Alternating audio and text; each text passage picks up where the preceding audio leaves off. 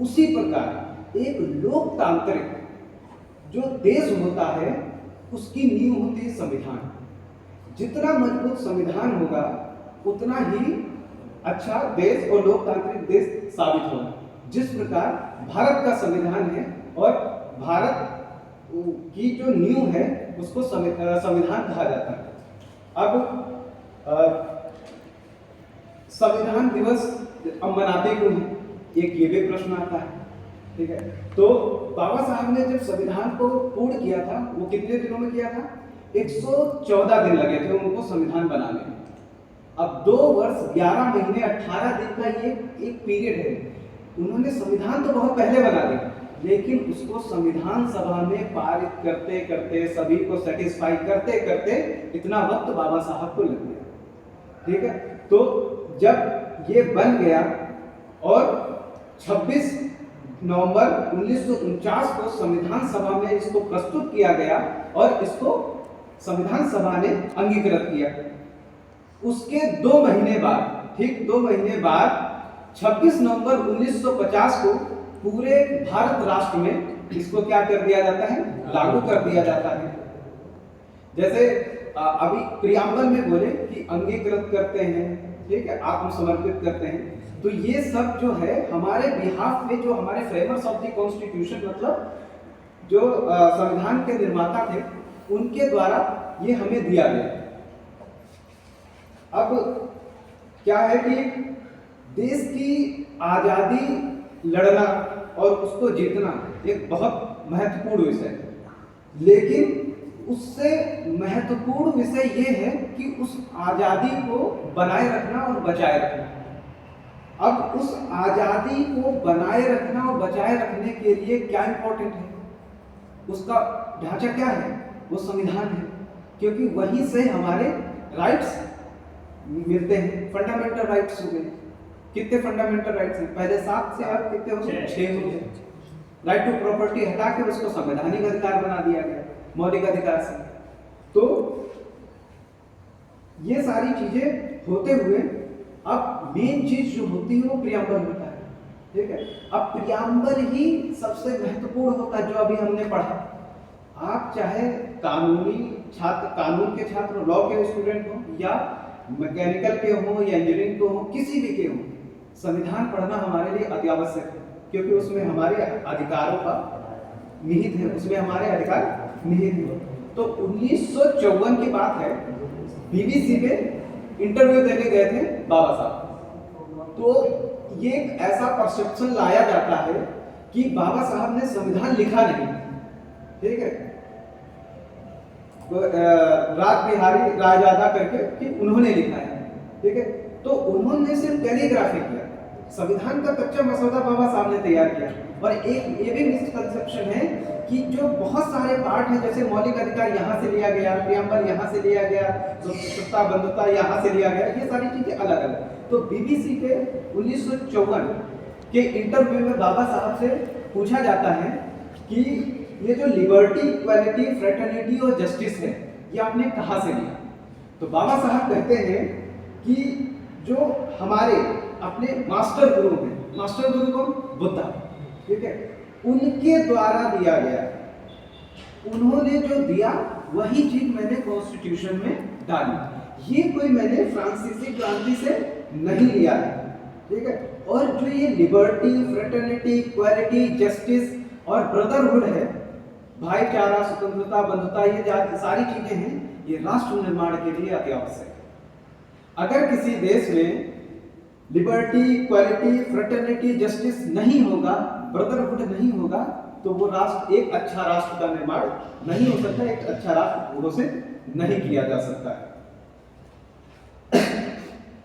अगर हम socialist, equality, fraternity, brotherhood, इन सब चीजों को देखें तो ये सभी चीजें हमारे बौद्ध साहित्य, बौद्ध धर्म में आपको मिल जाएंगी, जो कि बौद्ध धर्म ही जो सबसे प्राचीन धर्म माना गया, उसी को ही, इनको सनातन जो वर्ड है, सनातन भी हिंदू धर्म में लिया, वो भी बुद्ध के द्वारा ही दिया गया एक शब्द।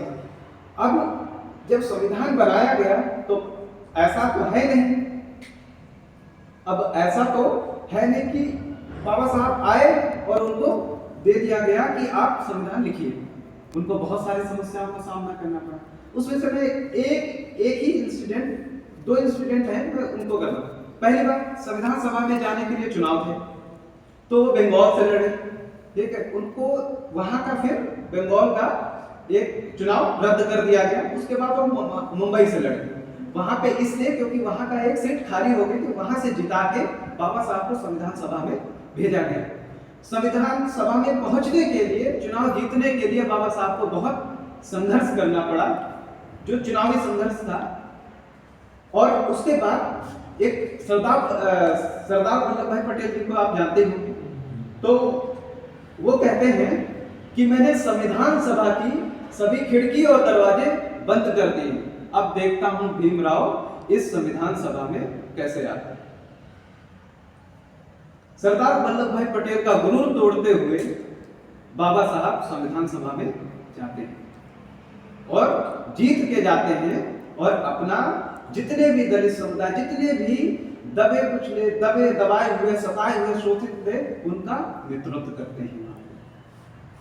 अब 25 नवंबर मतलब 26 नवंबर 1949 के एक दिन पहले, 25 नवंबर 1949 को अपनी लास्ट स्पीच में बाबा साहब कहते हैं कि संविधान चाहे जितना अच्छा क्यों ना, चाहे कितना भी अच्छा क्यों ना हो, अगर उसको फॉलो करने वाले, मानने वाले लोग बुरे हुए तो अंततः ये संविधान बुरा साबित होगा।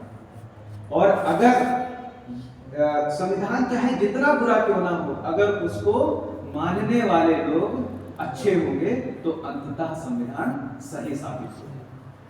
अब संविधान हमारे लिए क्यों जरूरी है?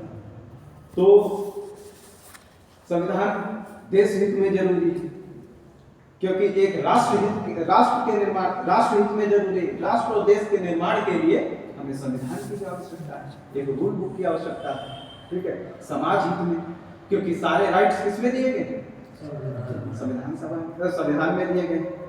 दलितों के हितों में, महिलाओं के हितों में, और छात्रों के हितों में, मजदूरों के हितों में, ठीक। बाबा साहब ने बहुत सारे कानून बनाए, ठीक है, जो मजदूरों के लिए था, और महिलाओं के लिए उन्होंने लिखा हिंदू कोड भी, जो कि अपने जीते जी वो पारित, मतलब उसको पास तो नहीं करवा पाए, लेकिन उसको पार्ट में पंडित जवाहरलाल नेहरू ने उसको पारित करवाया था, पास करवाया था संविधान, मतलब पार्लियामेंट से। उसके बाद कुछ आर्टिकल्स हैं जो हमें बहुत जरूरी है जानने के, जैसे मौलिक अधिकार तो हमारे लिए सभी इंपॉर्टेंट है। जैसे 14 राइट टू इक्वालिटी, 15 कि no person shall be discriminate on the basis of कितने? 5 caste, race, sex, worship of religion और प्लेस ऑफ बर्थ। ये 5 चीजों के आधार पे कोई भी डिस्क्रिमिनेट नहीं कर सकता है। 16 और 17 क्या है कि जो सर्विसेज में आरक्षण, ठीक है, उनमें पदोन्नति के लिए 17, ठीक है, और महिलाओं के लिए अलग से अधिकार 16-17। जब इनको पढ़ेंगे तो उसमें सारी चीजें आई हैं। 17 सब क्लॉज 5 में आप देखेंगे ईडब्ल्यूएस है ना, तो वो उसमें ऐड किया गया, ठीक है। उसके बाद 19, ठीक है, फ्रीडम ऑफ एक्सप्रेशन। हम कोई व्यवसाय कर रहे हैं, यहाँ पे खड़े हुए हैं, तो ये हमारा क्या है? सभा कर रहे हैं हम लोग, इतने लोग बैठ के, तो क्या है? Freedom of expression, but it will be backed by sanctions. 21 right to life and personal liberty, ये बहुत इंपॉर्टेंट है। ये इसलिए इंपॉर्टेंट है कि देश में इंदिरा गांधी के पूर्व प्रधानमंत्री श्रीमती इंदिरा गांधी के टाइम पे इमरजेंसी लागू हुई थी। उस समय ये सारे अधिकार क्या कर दिए जाते थे कि बिल्कुल समाप्त कर दिए जाएंगे इमरजेंसी के टाइम पे, आपातकालीन स्थिति में। लेकिन उसके बाद इसको चैलेंज किया गया सुप्रीम कोर्ट में, तो वहां से सुप्रीम कोर्ट ने यह ऑर्डर दिया कि 21 जो है वो किसी भी हालत में क्या नहीं होगा? खत्म नहीं हो सकता है। ठीक है, आप कैद किए जाएंगे लेकिन लाइफ शुड बी डिग्निफाइड।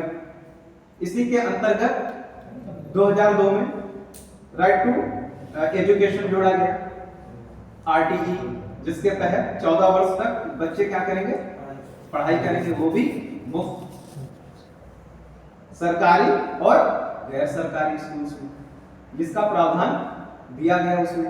ये हमारे फंडामेंटल राइट में 32, अब सीधे 25 रिलीजन का, और उसके बाद इंस्टीट्यूशन 29-30, और 32 है हमारा उपचार, रेमेडी। अब उपचार ये क्या है, उसमें 5 तरीके की रिट दी गई है। तो जो 32 है हमारे लिए बाबा साहब बहुत इंपॉर्टेंट। तो बाबा साहब ने कहा कि जो 32 है it is the soul of the constitution. ये कुंजी है।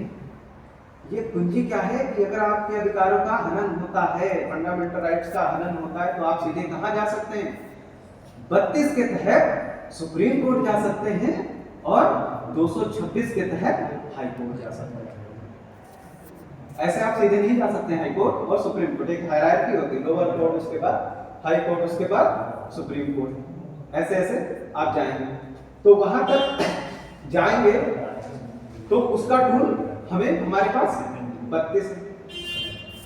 अब जैसे आजकल के माहौल को हम समझते हुए, इस समय की नजाकत को समझते हुए हम ये देखते हैं कि बहुत सारे अड़चने पैदा की जा रही हैं संविधान को पूर्ण तरह से लागू करने के लिए, और संविधान को खत्म करने के लिए पुरजोर कोशिश की जा रही है। जैसे रिजर्वेशन को खत्म करने के लिए क्या है, रिजर्वेशन को खत्म करने के लिए तो एक आर्टिकल है 335, आर्टिकल 335 और 340।